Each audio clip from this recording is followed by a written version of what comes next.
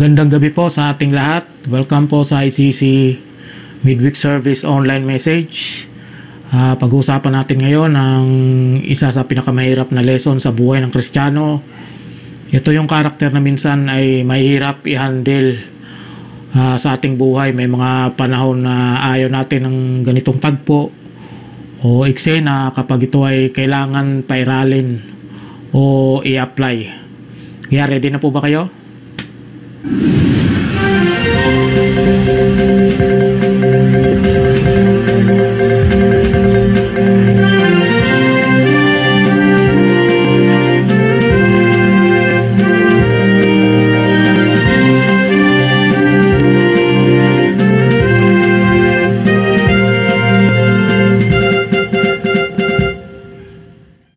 Magpapatuloy po tayo sa ating tatalakayin, atin pong pag-uusapan ng salitang humility, kababaang loob o pagpapakumbaba na matatagpuan sa Matthew chapter 18 verse 1 to 5. Matthew chapter 18 verse 1 to 5.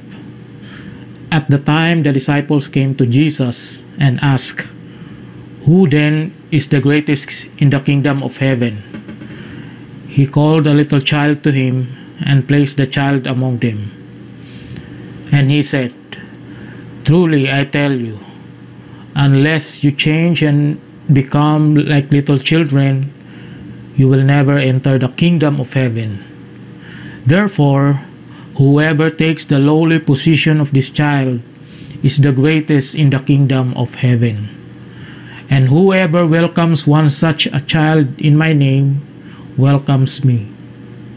Ang sabi po sa Tagalog, nang mga sandaling iyon, lumapit kay Jesus ang mga alagad at nagtanong, "Sino po ang pinakadakila sa kaharian ng langit?"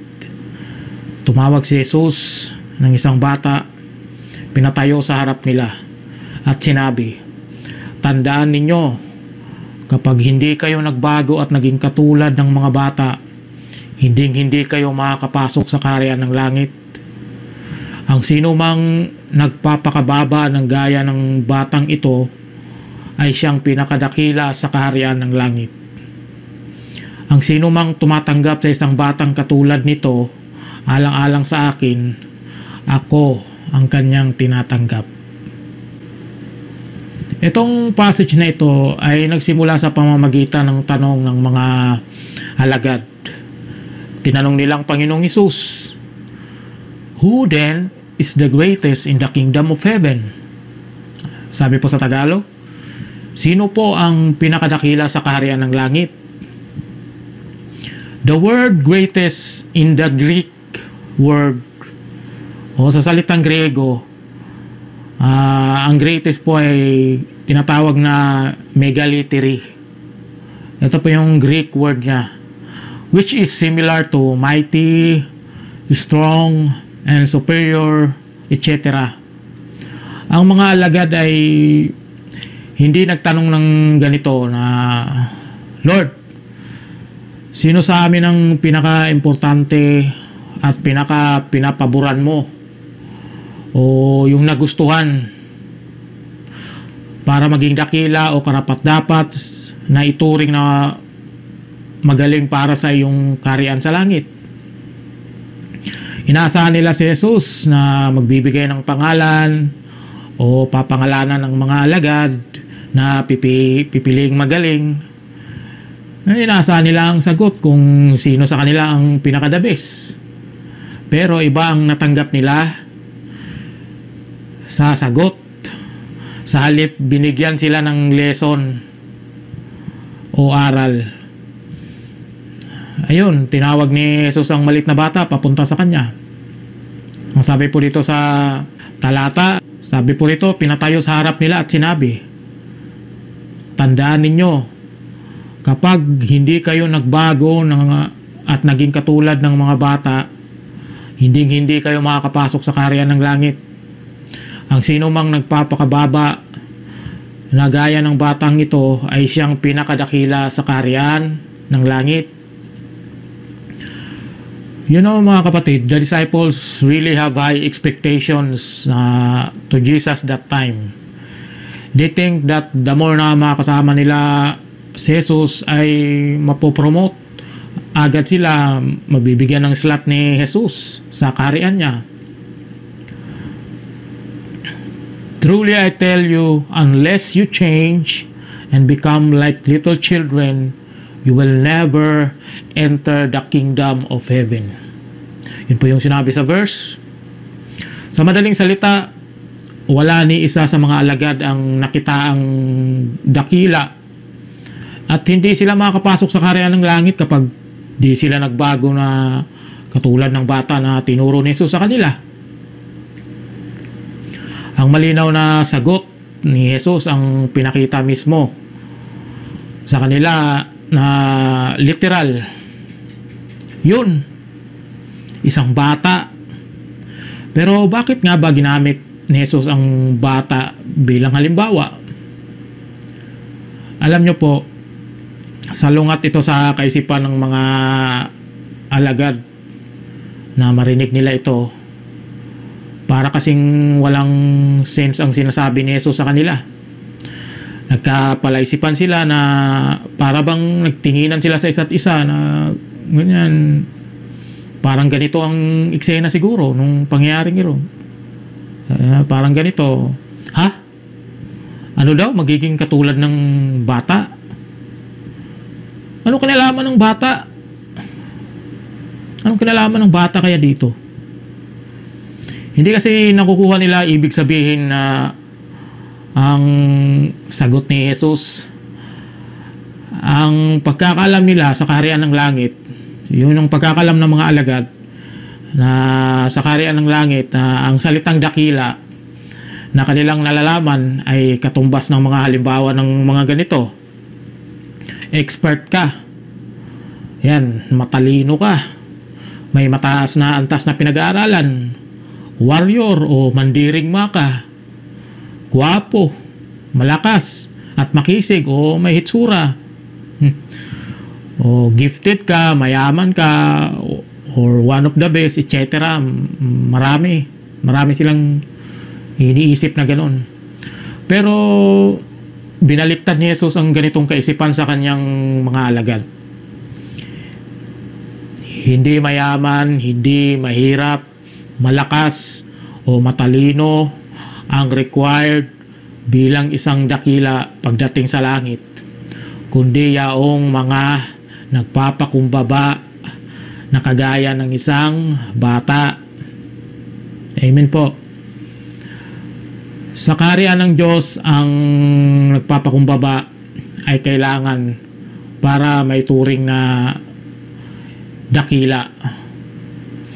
Alam ko na minsan sa buhay natin, diyan tayo nahihirapan yung pagiging humble natin. Kasi minsan ayaw natin na matapakan yung pagkatao natin eh. Pati yung dignidad natin nada-downgrade.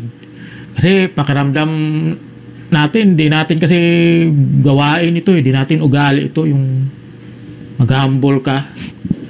Kailangan yung ganito, may paninindigan pa tayo whatsoever when it comes to some unfortunate happenings in our lives, lalo na pag may mga di tayo makakasundo o may nakalitan o ayaw natin maapakan yung pagkatao natin. Ang hirap ng ganun, di ba mga kapatid? Yung tipong, halimbawa lang yung tipong graduate ka bilang yan, may masteral ka o doktor ka, teacher o natatanging employee sa trabaho o kilala or whatsoever. Tapos pagdating sa church, pawawalisin o palilinisin ka lang sa mga upuan pala o maglinis sa CR ng church. Gets nyo po ang point dito? This is reality in our lives. Even now, kaya mahirap ikaila na di tayo nakakaranas ng ganito. Mahirap tanggapin yung ganun. Yung pagiging humble. Sometimes, meron namang medyo nagagamit yung pagiging humble ng mga tao to expose in social media. Sometimes for publicity, para lang makaakot ng views Maraming ganun at yun ay nakakalungkot kasi humble nga pero may hidden agenda naman. Di ba? Yes, in Christian culture, humility is hard. Meron pong komentary na aking nababasa. There is commentary regarding this passage. Ito po yung sinabi, ito po yung sinulat ni Matthew Henry. According to Matthew Henry, on his commentary, he says, humility is a lesson so hardly learned that we have need by all ways and means to be taught by it. Madami tayong matutunan sa pagiging humble o sa pagpapakumbaba bilang mga anak ng Diyos. Malinaw po na sa kaharian ng langit, ang pagpapakumbaba ay siyang pinapahalagahan. Humility is highly valued in heaven. Amen po. Kaya ang katanungan para sa atin, paano tayo bilang mga anak ng Diyos ay magkakaroon ng pagpapakumbaba? Okay, let's go back again to the verse 3 of Matthew 18. Jesus used this metaphor of a little child to give an answer. Kapag iniisip po natin na ang salitang maliliit na bata, specifically lalo na sa relasyon sa kanilang mga magulang, ang bata po ay nakikinig po yan, mga kapatid.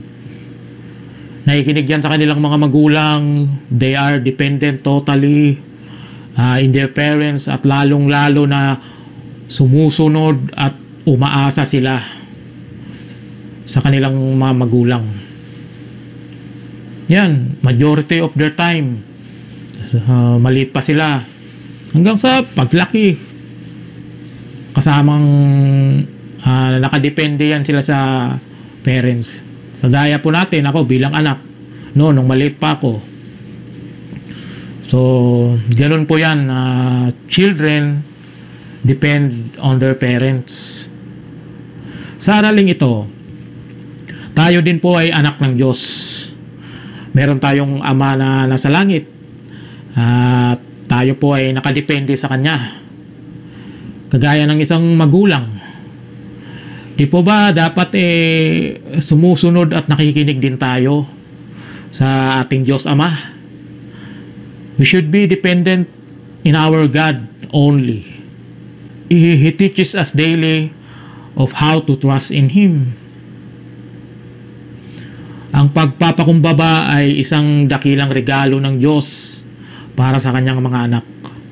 Kaya nakikita natin ito sa maliliit na bata, kasi ang bata hindi siya marunong magsinungaling. Alam po nating lahat na ang bata po ay honest po yan pag maliit. Amen po. God wants to point us the gifts of children, their innocence, humility, and honesty as the mark of true greatness. Sa kaharian ng Diyos, mga kapatid, hindi nasusukat kung ano ang kaya mong patunayan o ipakitang abilidad para maging dakila. The kingdom of God is built with love, servanthood, and a difficult word, humility. Sa aking pagtatapos, lagi po nating tandaan na di kailanman tayo magiging dakila kapag tayo po ay nag-i-expect. Ang good news na inihatid sa atin dito ay si Jesus lamang ang tunay na dakila magpakailanman sa ating buhay. Amen po. Ginawa niyang halimbawa ang bata upang matutunan natin na kaya nating ma-apply sa buhay ang pagpapakumbaba. The mark of true greatness is to look upon Jesus, to become humble. Kayang baguhin ni Jesus ang buhay mo kahit sa tingin mo di mo kayang gawin ng ganung bagay. Mahirap ang pagpapakumbaba kapag sa kakayaan lamang natin. Pero the more na ituon natin ang ating sarili kay Jesus, there is a miracle that will happen because Jesus is real and He will change you of who you become. Jesus is the greatest in heaven. He came to us and set the perfect example of humility. He is our Lord. He is our best teacher. And also, He is the King of Kings. The humble King that truly cares and loves us in the first place. Maraming salamat po and God bless po sa ating lahat. Aming Ama, nagpapasalamat po kami sa pagkakataong ito. Salamat sa inyong salita. Tinuro niyo po sa amin ang kahalagahan ng pagpapakumbaba na kagaya ng isang maliit na bata. Tunay po na sa inyo lang kami magdidepende at umaasa habang buhay dahil kailanman di nyo kami pinapabayaan. Kagaya ng isang magulang na nag-aaruga sa kanyang anak, kami ay inyong kinalinga, minahal at inaalagaan, lalo na po ang aming buhay espiritual upang hindi kami maligaw.